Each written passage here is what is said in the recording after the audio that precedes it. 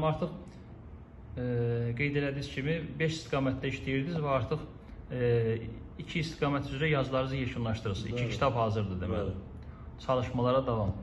Özü də 90 illik yubiley ərəfəsində, Yazıçılar Birliyinin 90 illik yubiley ərəfəsində. Bəli, o kitab da var, amma indi birinci növbədə yox. Birinci növbədə indi 2 kitabdır. Biri artıq hazırdır.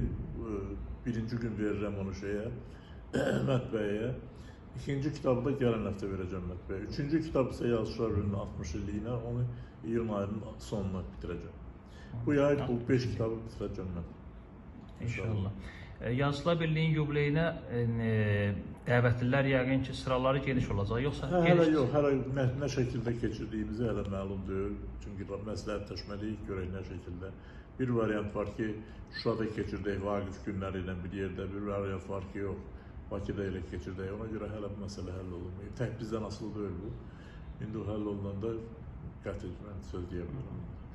Mən Fəxri Xiyabanda çəkilən o kadrlar çox təsirləndirdi. Sosial şəbəkələrdə, mediada təsirli bir statuslar yazıldı.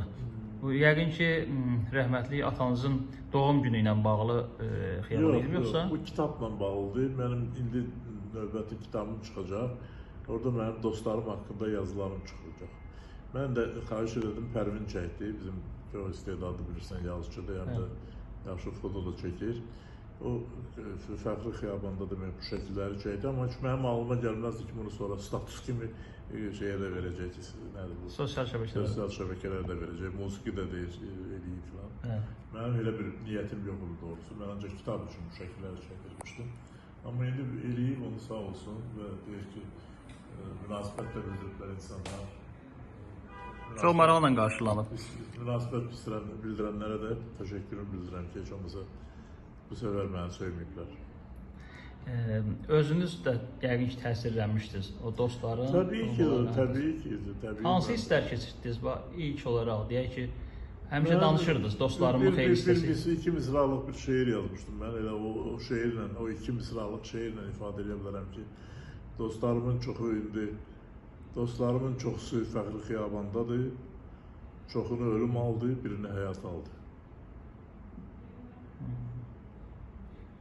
Və atanızın, ananızın da məzarlarını ziyarət elədiniz. Ziyarət elədim. Onlar ayrı, atam birinci Fəxri Xiyabandadır, onunki isə ümumi qəbrizanlıqdadır. Onda siyasədir. Sonra ikinci Fəxri Xiyabanda da Ənvər Mətxanından sonra Emin Sabitoğlu'nun arasında da Şıladənin onların da məzarını ziyarət elədim.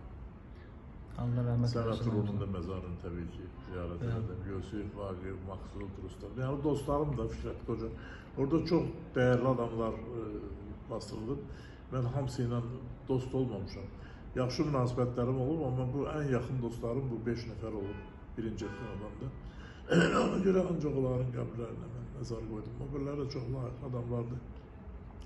Bizim qurultay olanda getdik, orada bütün yazıcıların məzarlarına gül qoydum. Onların da ad günü olanda, yubileyi olanda gedib qoyuram. Amma bu səfər deyirəm də ki, mənim 5 ən yaxın dostum İbrahim bəy, sən niyə bu heç kəsin oturub durmuşsan? Dedi ki, mənim dostlarım adların çəkdə indi istəmirəm, yazıcılar, onların indi heç biri yoxdur. Rəsul bəy də deməli, bu fikirdəydi o vaxt. Amma o cəmi bir 70 il yaşadı da. O demək ki, 10-cu ildə anadan olub, 81-də öldü. Özü çox qəribədir, atanızdan az sonra, bir neçə ay sonra ananız da rəhmət edib. Bu bir məhəbbətin məntiqi nəticəsi idi, yoxsa hansısa? Valla, xəstə idi, atam da xəstə idi, anam da xəstə idi. Atama deyəndə ki, anamın xəstəliyini ki, Moskvaya aparırıq, yarım saatın içində ürəyi şey oldu. Siz smartfon istifadə eləmirsiniz də, o qədimi telefonlarda istifadə edirsiniz. Onlar mənə bağışlayıblar, qızımla, oğlumla, hərəsi bir vaxt bağışlayıblar. 2 dənə elə o yaxşı telefonlarla var, mən onların heç birinə istifadə edəmirəm. Ancaq musiqi yazılan, musiqiyə qulaq asıram, bir də foto çəkirəm.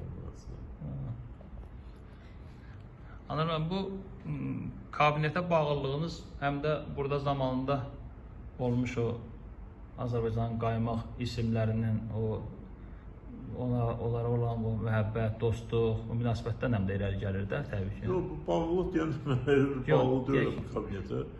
Ümumiyyətlə kabinetə bağlı deyiləm. İndi belə gətirib ki, sədr bu otaqda oturur. Amma mən bura gələndən sonra mən orada məndən əvvəlki sədrlərin şəkillərini astım, sonra başqa bizim yazıcıların şəkillərini astım. Bir də bura heç olmasa bir otaqlıq ədəbiyyat muzeyi olsun. Hə. Sizdən əvvəl burada kim əyləşib? Məndən əvvəl 9 sərdir əyləşib. Yox, o ikisi burada əyləşməyiblər, birincilər, onlar ayrı binada olublar.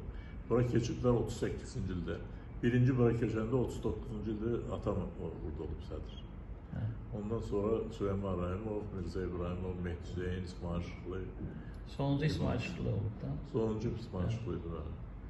Atanın əyləşdiyi kabinetdə oğlun əyləşməsi, o da qəribə duyğudur yəqin ki. Hansı hisslər keçirirsiniz?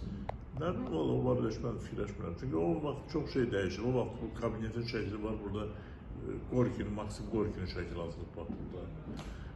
Bu şəkillərin təbii ki, heç bir olmayıb, bu mevlilər olmayıb, bu çox şey dəyişir. Tam milliləşdiribsiz də buranı. Muzeyləşdirmişəm, belə demək. Bəli, ədəbiyyat muzeyi. Yazıçılar muzeyi. Ədəbiyyat muzeyimiz var, Nizam muzeyi var, amma yazıçılar bilmir. Sizdən sonra gələcək sədr bu muzeyin tərtibatına toxunarsa, o zaman sizə toxunarmı? Ürəyinizə toxunar? Toxunar, əlbəttə, mən istəyərdim ki, belə qalsınlar.